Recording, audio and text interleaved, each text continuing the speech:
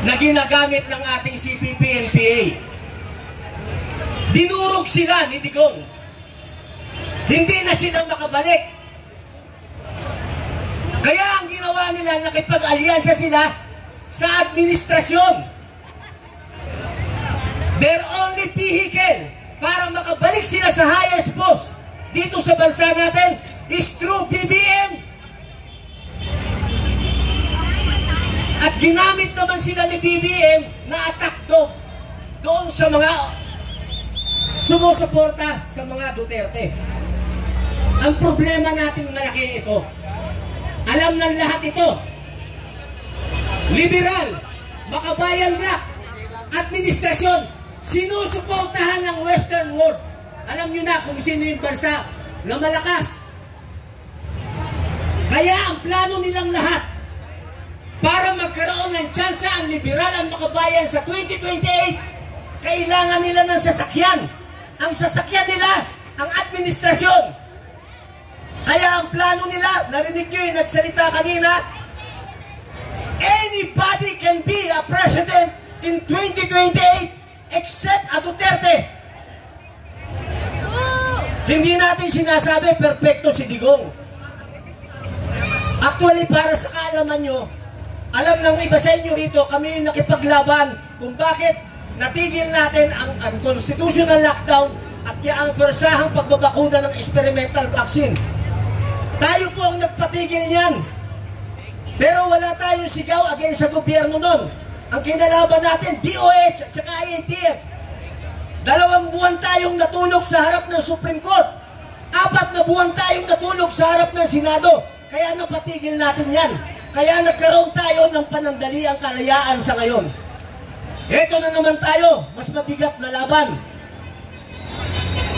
Mas mabigat na laban, pero alam ko, maipapanalo natin. Bakit tayo kukunti lang? Ito siya. Gusto nyo malaman? Kapag kayo mga nandito, ako naniniwala yung mga vloggers natin na nandito, lahat ng sinishare ninyo katotohanan. Okay? Pero pag share ninyo, ang ginagawa ng mga minions nila, mga warriors nila sa keyboard, lahat ng sinishare ninyo, delete na kagad yan. So hindi na kumakalat. Hindi nyo ba alam na lahat kayo ng mga makatotohanang vloggers, nakasyaduban kayo lahat? Akala nyo na isishare nyo sa marami, pero umiikot lang niya sa circle of friends ninyo. Pero anong ginagawa ng kalaban? Ganito, makinig kayo. Kapag may isinare silang mali, inuulit-ulit nila sa social media, paulit-ulit yung mali, paulit-ulit.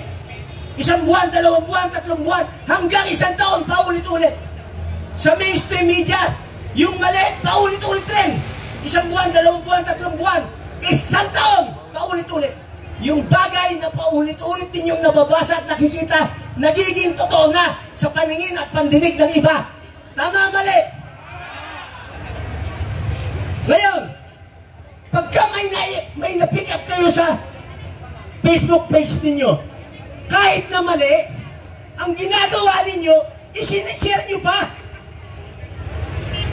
Yun ang gusto nila. Yung maling pinakalat nila, na-pick up nyo. Sabi nyo, mali ito eh, i-share ko nga sa circle of friends ko. Sinare nyo na sinare. Yun ang gusto nila. Kasi yung mali, kumakalat. Dapat pag may nakita kayong mali, delete nyo na kaagad. Mamamatay siya ng natural death.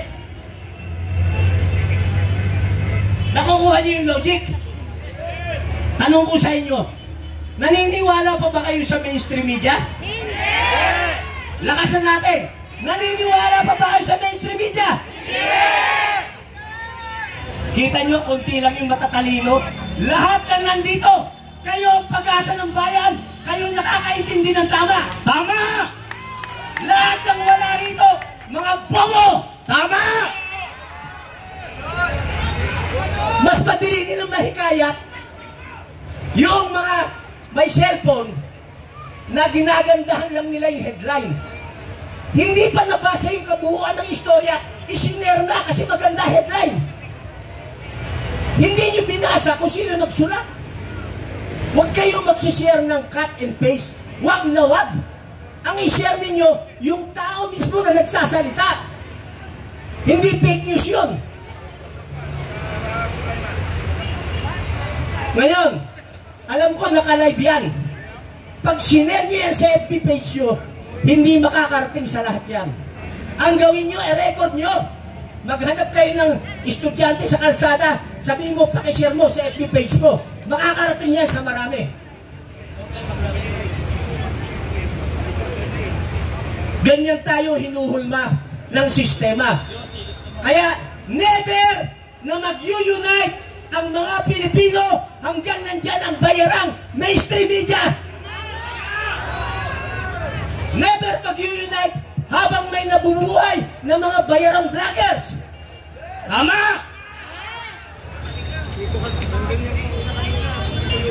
Gusto nyo malaman paano tayo manalo? Ano? Gusto nyo?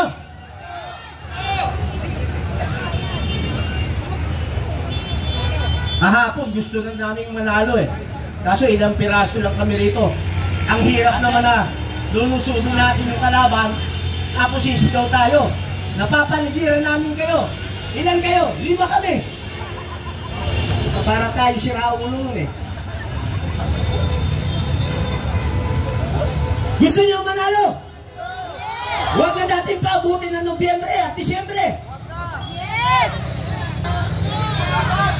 Sa estimate ko, simula sa likod hanggang dito, mga nasa 300 pataas tayo. Mamaya-maya, may mga dadating pa ng mga tropa, abutin tayo ng 600. Ang Pilipino, ganito. Pakinggan nyo mabuti ha. Majority ng Pilipino, ganito. Noong wala pa yung cellphone, mas madaling magparami.